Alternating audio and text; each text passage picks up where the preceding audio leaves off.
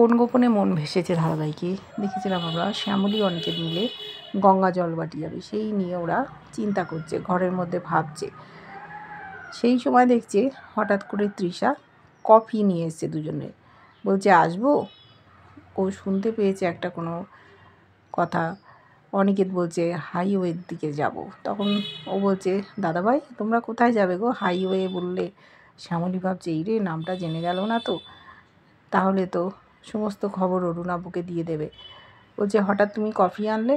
বললো সারাদিন তো তোমরা বাড়িতেই থাকো না, ক্লান্ত আছো, কফিটা খেলে তোমাদের মাথাটা ছাড়বে। অনিকেত বলল ডিনারের সময় কফি আনলে? জানতে চাইছে। তখন শ্যামলী বলছে আচ্ছা বৌদিদি, আমি লক্ষ্য করছি আমরা যবে থেকে বাইরে যাচ্ছি আসছি, যে আপনার যেন প্রবল উৎসাহ কি করছি না করছি জানার জন্য। অরুদাদাকে খবর দিয়ে দেবেন যাতে আমাদের ক্ষতি করে। বলছে কি সব বলছো শ্যামলী? তারপর পেটের মধ্যে হাত দিতে যাচ্ছিল, বলছে না একদম করবেন না, যে বাচ্চা পৃথিবীতে আসেইনি তার দিব্যিকে মিথ্যে কথা বলবেন না। তখন বলছে তুমি আমার বাচ্চার নামেও এরকম বলছো? বলছে হ্যাঁ বলছি, আপনি তো খুব একটা ভালো মানুষ না, হয়তো অরুদাদাকে খবর দিয়ে দেবেন আমরা কি করছি না করছি। বলছে আচ্ছা ওই উপাসনা মেয়েটা কে যে দাদাভাইকে ফাঁসিয়ে দিয়েছে? তখন বলছে যে আপনার খুব কৌতূহল তাই না? বলল আপনি যদি একটাও এখানকার কথা অরুদাদাকে বলেন, আমরা কিন্তু ছেড়ে কথা বলবো না। আপনাকে জোড়াবাড়িতে আশ্রয় দেওয়া হয়েছে, আর আপনি এই সব কাজ করে বেড়াচ্ছেন, কেন করছেন? আপনি নিজের মতো থাকুন, ঘরে যান। শ্যামলী অনিকেত ভয় পাচ্ছে। এদিকে তৃষা ভাবছে যে ও তোমাদের খুব কথা হয়েছে তাই না? দাঁড়াও না, আমি কীরকম মজা দেখাই, তোমার সুখের সংসার হবে, কিছুতেই হতে দেবো না। তৃষা বলছে দেখো অরুণাবু আমার থেকে দূরে আছে, জেল খাটছে, আমি একেবারেই চাই না যে দাদাভাইও এইরকম জেল খাটুক, সেই জন্যই আমি বলছি। তখন শ্যামলী মনে মনে বলছে যে অনেকে কোনো দিনই জেল খাটবে না, ও তো কোনো অন্যায় করেনি। কিছুই বুঝতে পারছে না কি করবে। এদিকে দেখেছি সকালবেলা রেডি হয়ে গেছে, যেখানে যাবে প্রস্তুত। খাবার বানিয়ে দিচ্ছে মামনি শ্যামলীর জন্য, সন্তান সম্ভবা ও অনিকেতকে বলে দিয়েছে বাইরের খাবার একেবারে দিবি না, ওকে ঘরের খাবারই দিবি। তারপর দেখেছি অপেক্ষা করছিল প্রতিমার প্রিয়া। প্রিয়া অফিস চলে গেছে, সে অফিস নিয়ে এতটা ব্যস্ত, প্রতিম একেবারেই পছন্দ করে না, যোগাযোগ করতে পারে না, বসকে নিয়ে সন্দেহ করে।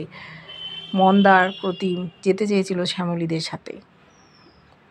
সেই সময় হঠাৎ নামটা বলতে যাচ্ছিল মন্দার, যে গঙ্গা জলবাটি ওখানে তোরা যাচ্ছিস, কিন্তু পুরো কথাটা বলতে পারিনি। হঠাৎ শ্যামলী দেখছে আড়ি পাচ্ছে তৃষা। তখন বলছে হ্যাঁ শোনো তোমরা সকলে, আমরা যে গঙ্গারামপুর যাচ্ছি তোমরা কিন্তু কেউ বলো না, বাইরের কেউ যেন জানতে না পারে। তৃষা বললো ও তোমরা গঙ্গারামপুর যাচ্ছ, ঠিক আছে এইবার দেখো না কি করছি। এদিকে ওরা বলে চলে গেল। বুঝতে পেরেছে তৃষা আড়ি পাচ্ছে, কিন্তু বিপদ ডাকলো প্রতিম। তৃষা অফিসে তৃষাকে জানালো তৃষার বিদেশি ক্লায়েন্ট সব আসবে।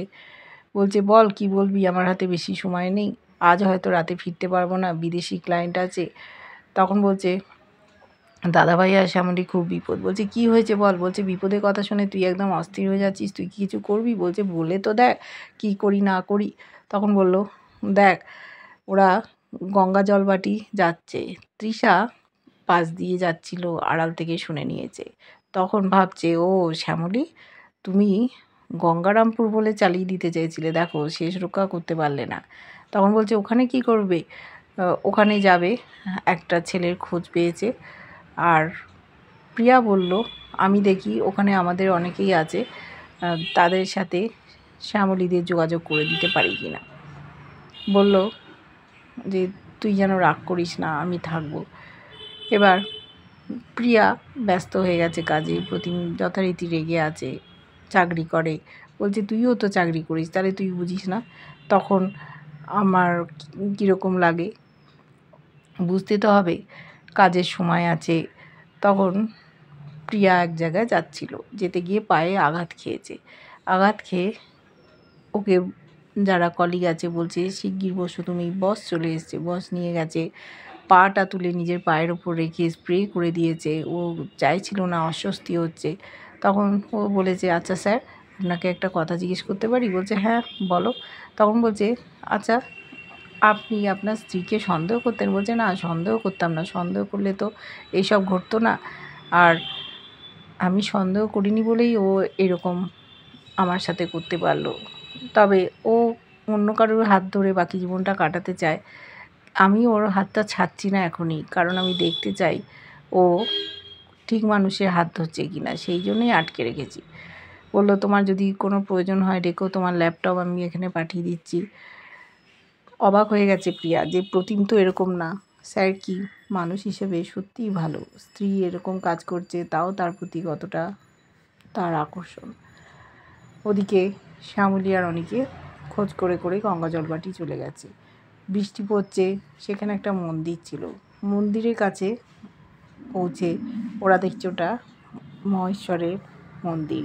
শ্যামলী খুব খুশি, বলছে দেখো মহেশ্বর আমাদের একটা জায়গা করে দিল, বৃষ্টিতে ভিজতে হলো না। পুরোহিত মশাই আরতি করছেন। কিছু ওরা সন্দেহজনক হিন্টস পেয়েছিল, সেইগুলোই দেখছে ওখানে ফলকে লেখা যে একজন মারা গেছেন, তার স্মৃতিতে ওখানে ফলক লাগানো আছে। ওরা তো একটা ক্লু পেয়ে গেল, সেই ক্লু ধরে এবার এগোবে। এদিকে তৃষা অরুণাবর সাথে দেখা করেছে, দেখা করে বলেছে শ্যামলীরা চালাকি করছিল, আসলে ওরা গঙ্গা জল বাটিতে গেছে। বলছে গঙ্গা জল বাটি? বলছে তুমি কি চেনো? বলছে হ্যাঁ চিনবো না মানে? কিঞ্জলকে যে ছেলেটা জলের তোরে ভাসিয়ে দিল সে তো সায়ন্তন, সায়ন্তন তো ওই গঙ্গা জল বাটিতেই থাকে। বলছে সে কি? বলছে হ্যাঁ, তুমি ভাবতে পারছো না, একে আমার এই অবস্থা, এরপর যদি আরও কঠিন হয়ে যায়, কেস খেয়ে যাব, আমি আর জীবনে জেল থেকে বেরোতে পারবো না। বলছে তোমার কিচ্ছু হবে না, তুমি ছাড়া পেয়ে যাবে। বলছে না বুঝতে পারছো না, এরা সায়ন্তনের কাছ অবধি পৌঁছানোর আগেই ওকে শেষ করে দিতে হবে। ওরা খুব ভয় পেয়ে গেছে যে গঙ্গা জলবাটি চলে গেল এরা খোঁজ করতে করতে, অনিকেতকে নির্দোষ প্রমাণ করতেই হবে। সেই জন্য ওরা এত রিস্ক নিচ্ছে। সন্তান সম্ভবা, তাও বাড়িতে বসে থাকার কোনো উপায় নেই। ওরা কাছাকাছি পৌঁছে গেছে। এইবার অরুণাবু কী প্ল্যান করে, কী চাল চালে। একটা চরম ভুল করে ফেললো প্রতিম, নামটা বলে দিয়ে শ্যামলীরা কোথায় যাচ্ছে। দেখব আদৌ ওরা প্রমাণ জোগাড় করতে পারে কি না, নাকি অরুণাবু আগেই সায়ন্তনকে মেরে ফেলবে। দেখার জন্য অপেক্ষা করতে হবে। কেমন লাগছে ধারাবাহিকটা জানিও। ভালো লাগলে লাইক কমেন্ট সাবস্ক্রাইব করে, যারা ফেসবুক পেজ থেকে দেখছো ফলো করে সাথে থাকার অনুরোধ রইল।